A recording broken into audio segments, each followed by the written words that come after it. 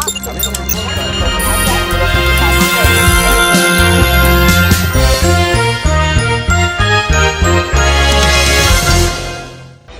Municipal કોર્પોરેશને આજે શહેરમાં નવી ઢોર પોલિસી લાગુ કરવાનો નિર્ણય લીધો। નવી પોલિસી અંતર્ગત હવે ઢોર રાખવા પશુ માલિકોએ લાયસન્સ લેવું પડશે અને પશુઓ રાખવા માટેની જગ્યા નક્કી કરવાની રહેશે। પશુઓને ઓળખી શકાય તે માટે શહેરમાં રહેલા દરેક પશુને RFID ચિપ અને ટેગ લગાડવાનું રહેશે। પશુના લાયસન્સનો સમયગાળો 3 વર્ષ માટેનો રહેશે।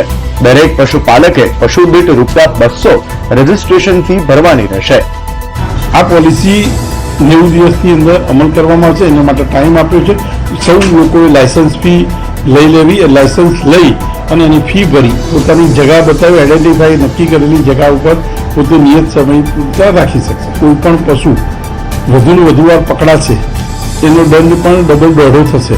મહત્વનું છે કે ગુજરાત હાઈકોર્ટે 2 દિવસ પહેલા રખડતા ઢોરને લઈને સરકાર તેમજ AMCનો ઉધડો લીધો હતો। ત્યારે ઉલ્લેખનીય છે કે AMCએ બનાવેલી આ જ પોલિસી 3 મહિના પહેલા સ્ટેન્ડિંગ કમિટીએ રિજેક્ટ કરી હતી।